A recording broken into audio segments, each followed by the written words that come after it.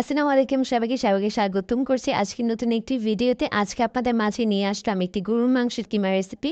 গরুর মাংসের কিমা রেসিপির জন্য যে উপকরণ লাগবে তা হলো সরিষার তেল বা সয়াবিন তেল আপনারা ব্যবহার করতে পারেন।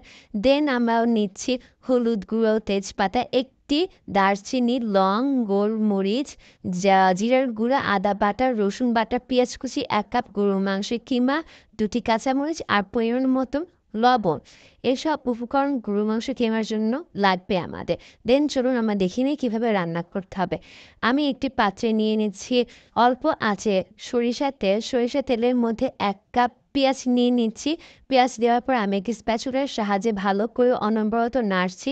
নাড়তে আরেকটি কথা বলে দিচ্ছি, আমাদের ভিডিওগুলো ভালো লাগলে অবশ্যই সাবস্ক্রাইব, কমেন্ট, শেয়ার করবেন এবং এটা রান্না করে অবশ্যই আমাদের জানাবেন যে কেমন হয়েছে খেতে বা টেস্টটা কেমন, সহজ কেন, সব কিছু আমাদের কমেন্ট বক্সে জানাবেন যাতে আমরা বুঝতে পারি আপনাদের কাছে কেমন লেগেছে।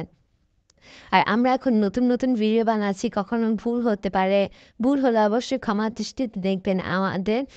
দেন আমি মশলার যে বাটিটা ছিল সেটার মধ্যে আমি পানি মিক্স করে নিচ্ছি যাতে প্যানে যখন মশলাগুলো দিব মশলাগুলো পুড়ে না যায়। তো মিক্স করার পর আমি মশলাগুলো পেঁয়াজগুলো আরেকটু ভেজে নিচ্ছি, তারপরে মশলাগুলো আমি ডাইরেক্ট দিয়ে দিচ্ছি।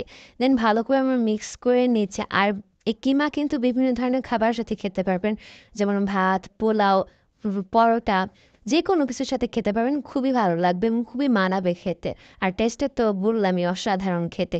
দেন আমি আরেকটু পানি দিয়ে তারপর আমি নিয়ে নিচ্ছি কিমা আর গিয়ে পেঁয়াজ 2টি আর পরিমাণ মতো লবণটা আপনার উপর ডিপেন্ড করে এবং ঝালটাও। আপনি যদি ঝাল কম খান তাহলে 1টা মরিচ দিবেন, যদি ঝাল বেশি খান তাহলে 2-3টা। আমি অ্যাভারেজ ঝাল খাই তাই আমি 2টা মরিচ দিয়েছি। দেন অনবরত আমি আবারও নাড়তে থাকবো। নাড়তে এরকম হয়ে যাবে। দেন আবার একটু থামবো, নাড়তেই থাকবো অনবরত। দেন আমরা পানি দিয়ে নিচ্ছি। পানি দেওয়ার পর আমি আরেকটু নাড়াচাড়া করে 5 মিনিটের জন্য ঢাকনা দিয়ে ঢেকে রেখে দিব। তো ঢেকে রাখার পর এটা এটা সার্ভ করতে পারবেন আপনারা খাওয়ার জন্য। তো আমি ঢেকে রেখে দিয়েছিলাম 5 মিনিটের জন্য। তো এখন এরকম হয়ে গিয়েছে, এখন এটি খাওয়ার জন্য একদম প্রস্তুত। আমরা এখন একটা বাটিতে সার্ভ করে সবার পরিবারের সাথে, ফ্রেন্ডদের সাথে এনজয় করব। আর এটা কেমন হয়েছে অবশ্যই জানাবেন আমাদের। আর সাবস্ক্রাইব, কমেন্ট, শেয়ার করতে তো কখনোই ভুলবেন না। তো এরকম হয়ে আছে দেখতে পাচ্ছেন আপনারা। নাড়াচাড়া করছি অনবরত যাতে পুড়ে না যায় এটি।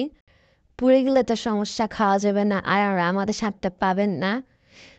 সার্ভিং প্লেটে সার্ভ করে নিচ্ছি এবং এনজয় করব।